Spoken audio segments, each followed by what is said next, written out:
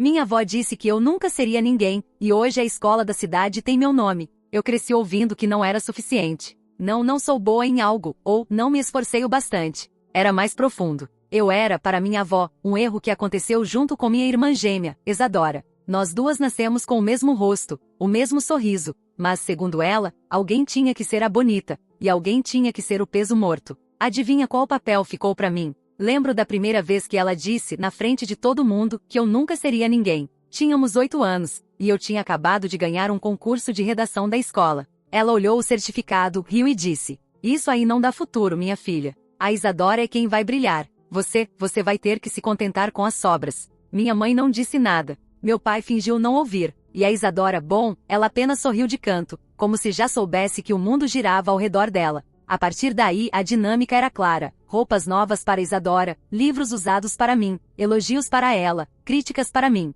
presentes de aniversário caros para ela, lembrancinhas esquecidas para mim. Mesmo assim, eu tentava me orgulhar de quem eu era. Eu escrevia, estudava, lia tudo que podia. Mas cada conquista minha era invisível. O brilho da minha irmã cegava todos. Quando completamos 16 anos, minha avó fez um discurso na festa de Isadora, chamando Adi o orgulho da família. Eu estava ali, segurando a bandeja de salgadinhos, porque ninguém me pediu para sentar. E foi nessa noite que percebi, eu não precisava do reconhecimento deles. Eu só precisava sair dali. E saí. Trabalhei em uma padaria durante o dia e estudava à noite. Passei em uma faculdade de pedagogia pública. Tudo sozinha. Sem um centavo deles. Mas foi quando estava no último ano da faculdade que a tentativa de sabotagem aconteceu. Eu tinha conseguido uma entrevista para um estágio numa escola renomada da cidade. Era minha chance de finalmente colocar o pé no futuro que eu estava construindo com as próprias mãos. Cheguei lá confiante, até perceber que alguém havia mexido no meu portfólio. Páginas faltando,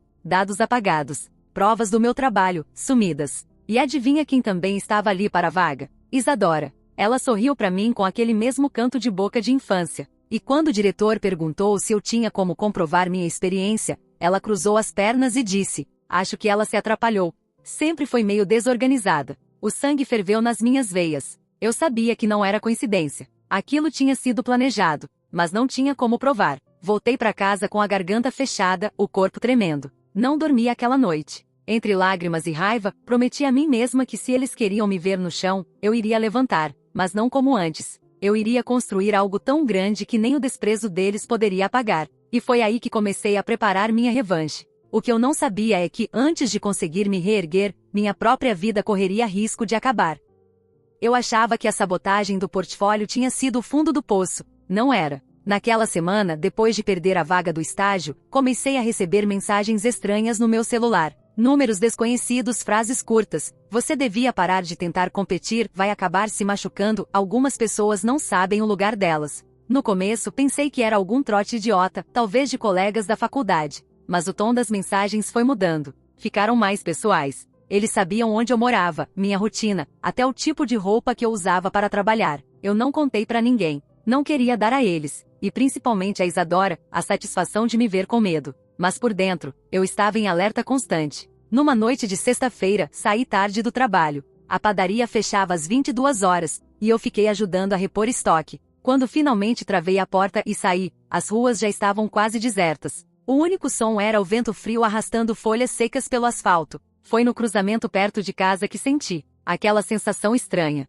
O instinto gritando que eu não estava sozinha. Olhei por cima do ombro. Uma moto vinha devagar, farol baixo. O capacete do piloto refletia as luzes da rua, e não dava para ver o rosto. Meu coração começou a bater tão rápido que parecia querer sair pela boca. Acelerei o passo. A moto acelerou também. Quando virei na rua estreita onde ficava minha casa, o ronco do motor aumentou. Foi aí que ouvi o barulho da moto subindo na calçada. Eu corri. Senti o ar cortando meus ouvidos, as mãos tremendo. A moto veio de lado, e o piloto estendeu o braço. Algo brilhou. Não sei se era uma faca, um cano, não esperei para descobrir. De repente, uma porta se abriu com força no beco. Um vizinho, seu Antônio, apareceu segurando um pedaço de madeira. "Ei!" Ele gritou. A moto desviou bruscamente, quase caindo, e sumiu na esquina. Eu estava ofegante, com o corpo todo trêmulo. Seu Antônio me puxou para dentro de casa, insistindo para eu ligar para a polícia. Mas no fundo eu sabia, ninguém iria descobrir quem foi. E eu já tinha um palpite muito claro. Nos dias seguintes, evitei sair sozinha à noite. Mas minha raiva tinha mudado de forma. Não era mais só rancor, era combustível.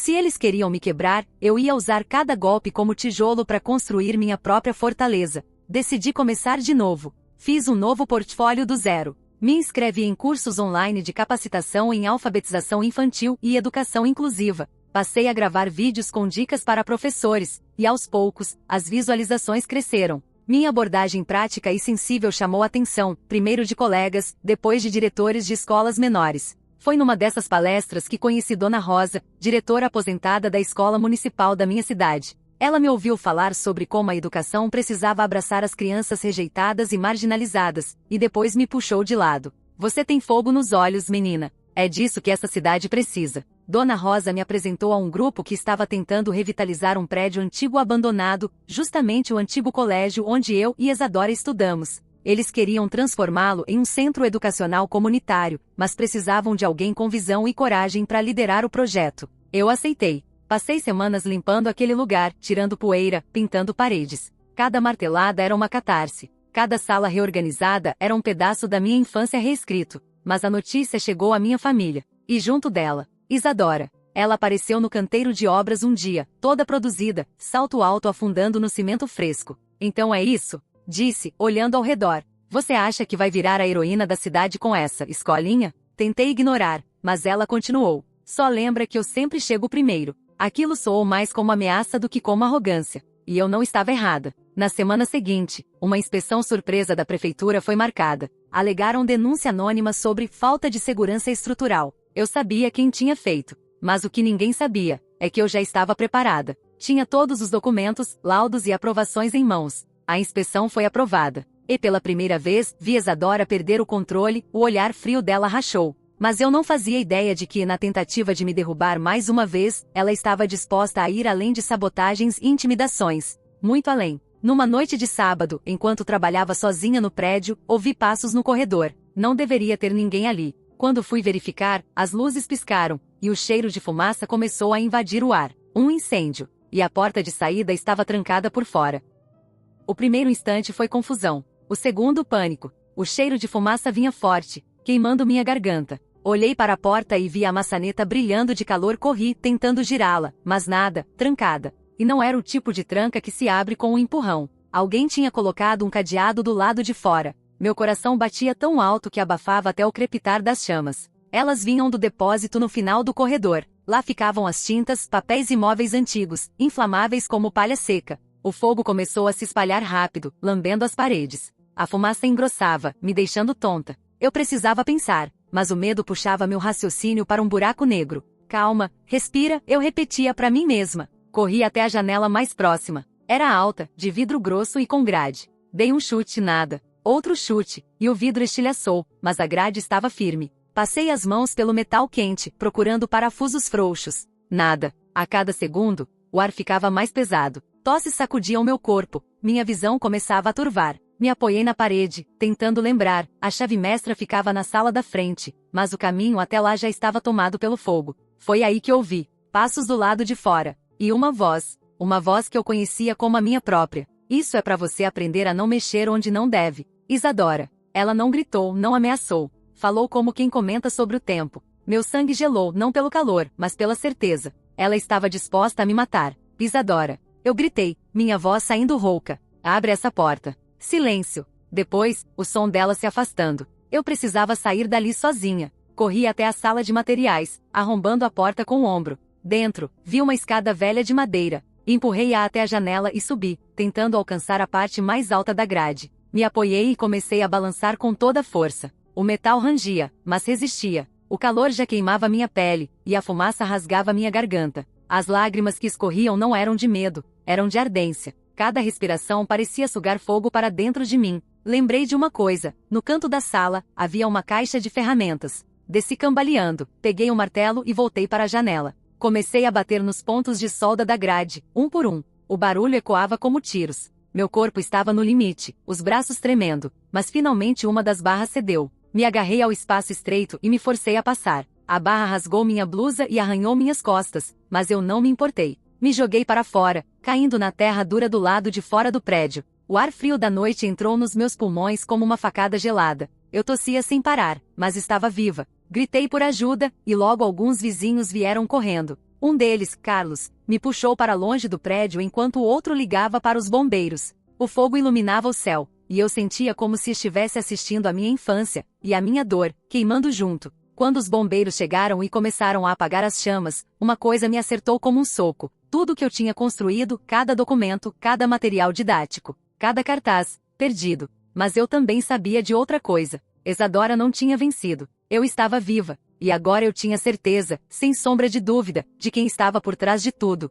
O problema era, como provar? Nos dias seguintes, fiquei hospedada na casa de Dona Rosa. Ela foi um anjo, cuidando de mim enquanto eu me recuperava da inalação de fumaça e das queimaduras superficiais. Mas minha mente não descansava. Eu comecei a juntar qualquer evidência possível. Mensagens anônimas, testemunhas que viram Isadora perto do prédio, até o barulho da moto na noite em que tentaram me atropelar. Tudo que pudesse traçar uma linha de sabotagem até ela. Enquanto isso, a cidade comentava. Uns diziam que foi um acidente, outros, que era obra de gente invejosa. A verdade corria como sussurro, e eu sabia que precisava transformá-la em grito. Foi quando recebi uma ligação inesperada. Era um número restrito. Atendi, e a voz do outro lado me fez estremecer. Você não aprendeu nada, não é? Disse Isadora. Pode tentar quanto quiser. No fim, o nome que vai ficar na história é o meu. Antes que eu pudesse responder, a linha caiu. Fiquei parada, o telefone escorregando da minha mão. Ela não estava apenas tentando me destruir profissionalmente, ela queria apagar minha existência. E foi nesse momento que percebi, eu não podia mais me defender. Eu tinha que atacar. Na manhã seguinte fui até a delegacia. Entreguei todas as provas que tinha, inclusive o áudio gravado daquela ligação. O delegado ouviu em silêncio, mas percebi que ele estava hesitante. Não era fácil acusar alguém sem flagrante, ainda mais alguém com a imagem perfeita que Isadora cultivava. Então decidi criar meu próprio flagrante. Usei as redes sociais para anunciar que o centro educacional seria reaberto, graças a doações e ao apoio da comunidade. Marquei uma data simbólica, o aniversário de fundação da antiga escola. Fiz questão de convidar a imprensa local. Sabia que Isadora não resistiria à tentação de aparecer. O que eu não esperava era que dessa vez, ela não viria com palavras venenosas. Ela viria com algo muito mais perigoso. E eu estava prestes a estar no lugar exato onde ela queria que eu estivesse. O anúncio da reabertura do centro educacional se espalhou como fogo seco em pasto. A comunidade abraçou a causa. Crianças pintaram cartazes, comerciantes doaram cadeiras, mesas e livros. Até a prefeitura, que antes parecia indiferente, liberou verbas extras para o evento. Mas eu sabia que tudo aquilo era mais do que uma festa, era uma armadilha. A ideia era simples, colocar Isadora em um ambiente controlado, com testemunhas, câmeras e gente suficiente para que qualquer ato dela fosse registrado. Eu precisava que ela mostrasse, por conta própria, o rosto que escondia do mundo. Na semana que antecedeu o evento, trabalhei até a exaustão. Pintura das paredes, montagem do palco, ensaios com as crianças que fariam apresentações. Eu mal dormia, mas cada martelada, cada pincelada me dava forças. No dia marcado, acordei antes do sol. O céu ainda estava cinza quando cheguei ao centro. Luzes foram montadas, as mesas de comidas caseiras já estavam sendo enfeitadas. No canto, o palco improvisado com microfones e caixas de som estava pronto. Às 10 horas, os primeiros jornalistas começaram a chegar.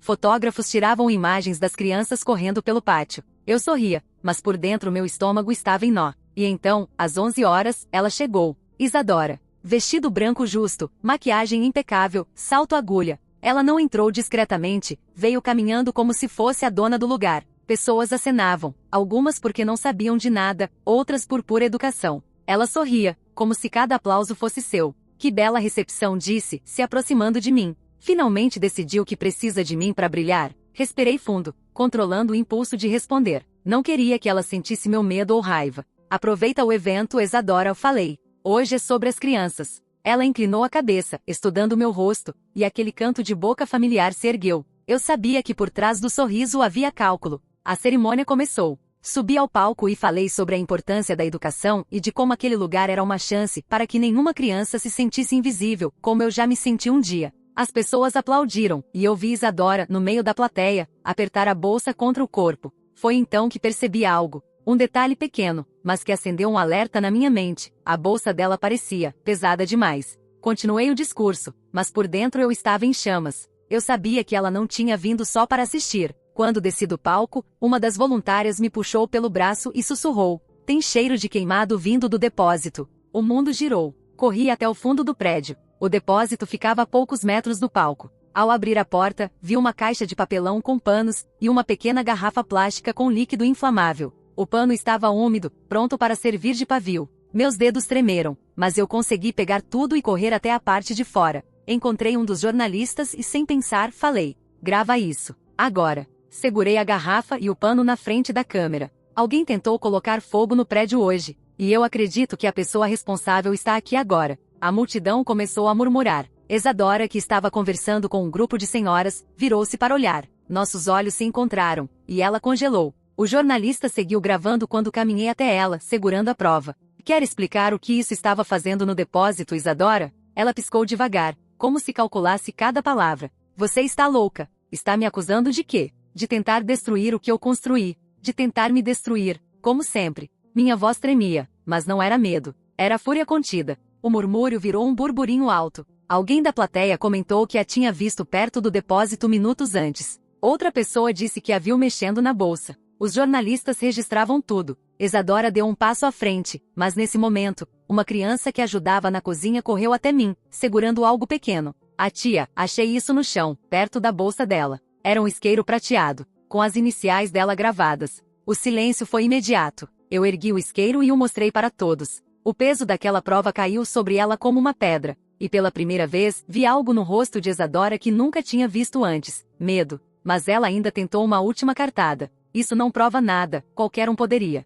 Antes que terminasse, um dos jornalistas falou: está tudo gravado. A cor sumiu do rosto dela. A polícia foi chamada, e eu entreguei tudo, o isqueiro, a garrafa, o pano. Enquanto os oficiais falavam com ela, percebi que Isadora olhava para mim não com raiva, mas com ódio puro. Quando a levaram, ela se inclinou para falar baixo, só para que eu ouvisse. Isso ainda não acabou. Mesmo algemada, ela tinha o veneno na voz. O evento continuou, mas meu corpo estava em modo de alerta. O público me abraçava, me parabenizava, mas eu sabia que aquela guerra ainda não tinha terminado. Eu tinha vencido uma batalha, mas Isadora, ela não era do tipo que aceitava a derrota. Naquela noite, enquanto guardávamos as últimas cadeiras, recebi uma mensagem anônima no meu celular. Você acha que ela está presa para sempre? Olhei para a tela, e o frio na espinha me lembrou que a história ainda tinha um capítulo sombrio para ser escrito.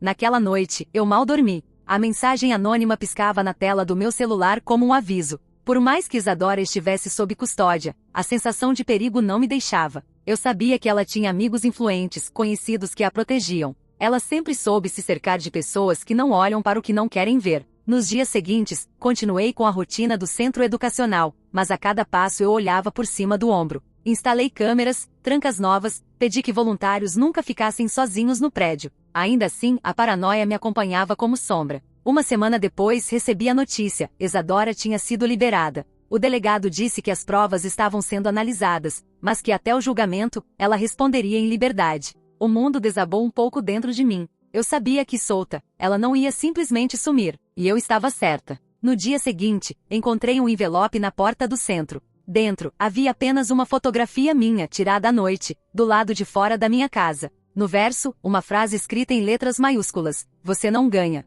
Sentei no chão, segurando aquela foto, e pensei em tudo o que tinha acontecido desde que comecei minha vida longe da família, as humilhações da infância, a sabotagem do portfólio, a moto na calçada, o incêndio e agora, essa ameaça explícita. Mas em vez de me quebrar, algo dentro de mim endureceu. Eu não ia mais viver com medo dela. Não ia mais correr. Naquela mesma noite, organizei uma reunião com Dona Rosa, alguns voluntários e até 2 jornalistas que tinham coberto o evento. Mostrei todas as provas e contei cada detalhe das ameaças. Decidimos juntos que a melhor defesa seria a exposição. No dia seguinte, publicamos uma matéria completa, com vídeo, fotos e áudio, mostrando toda a trajetória das sabotagens. Não era mais uma briga entre irmãs. Era um caso público de perseguição, tentativa de homicídio e destruição de patrimônio comunitário. A repercussão foi explosiva. A cidade inteira ficou sabendo. Pessoas que eu nunca vi passaram a vir ao centro oferecer ajuda, doações, apoio jurídico. Grupos de mães se organizaram para fazer plantão no prédio. Até a prefeitura reforçou a segurança. Isadora tentou negar tudo. Chegou a gravar um vídeo se dizendo vítima de calúnia, mas o estrago já estava feito. A máscara dela tinha caído. O julgamento veio meses depois. Eu estava lá, sentada na primeira fileira, sentindo o peso de cada segundo. Ela entrou na sala usando um vestido simples, maquiagem leve, a versão inofensiva que sempre usava para manipular. Mas dessa vez, não funcionou. Os promotores apresentaram as provas, o isqueiro com as iniciais, o pano e a garrafa de combustível, as mensagens anônimas, o áudio da ligação em que ela dizia que o nome na história seria o dela. Até testemunhas confirmaram tê-la visto perto do depósito no dia do evento. Quando chegou minha vez de falar, não li nada. Contei, com a voz firme, tudo o que ela tinha feito desde a infância. Não apenas contra mim, mas contra qualquer um que ousasse tirar o brilho que ela acreditava ser exclusivo dela. Durante anos, eu acreditei no que minha avó dizia, que eu nunca seria ninguém. Respirei fundo. Mas hoje, eu sei que ser alguém não é sobre ter um rosto bonito ou conquistar aplausos. É sobre o que você constrói. E eu construí algo que nem o fogo dela pôde destruir. Silêncio. Até o juiz parecia prender a respiração. Isadora foi condenada. Não pegou uma pena longa, pouco mais de 3 anos. Mas foi o suficiente para tirá-la da minha vida. Ao ouvir a sentença, ela olhou para mim pela última vez, e naquele olhar não havia mais poder. Só o vazio de quem percebe que perdeu o controle. Quando tudo acabou, voltei para o centro. As crianças me receberam com cartazes e abraços. Eu me ajoelhei no meio delas, sentindo um calor no peito que eu não sentia desde antes de entender o que era rejeição. Meses depois, o centro educacional recebeu uma homenagem da cidade. Foi rebatizado oficialmente, Escola Comunitária Maria Helena, o meu nome. No dia da cerimônia, enquanto cortava a fita vermelha na entrada, percebi algo. Não era apenas uma vitória sobre Isadora. Era uma vitória sobre todos os que um dia me fizeram acreditar que eu era invisível. A imprensa estava lá, as famílias estavam lá, até alguns parentes distantes apareceram, inclusive minha mãe, que chorou ao me abraçar. Minha avó não veio, e pela primeira vez, eu não me importei. Olhei para a placa com meu nome gravado e pensei, agora, ninguém pode apagar isso. Mas no fundo, eu sabia, histórias como a minha não terminam com um ponto final. Naquela noite, ao fechar o portão do centro, encontrei um único objeto preso à grade. Um brinco prateado. O mesmo modelo que Isadora usava no dia do julgamento. E preso ao brinco, um pedaço de papel com 3 palavras escritas à mão. Ainda não acabou. O vento frio da noite passou pela minha nuca. Eu fechei o portão, tranquei e fui embora. Mas no fundo, uma parte de mim sabia, talvez ela estivesse certa.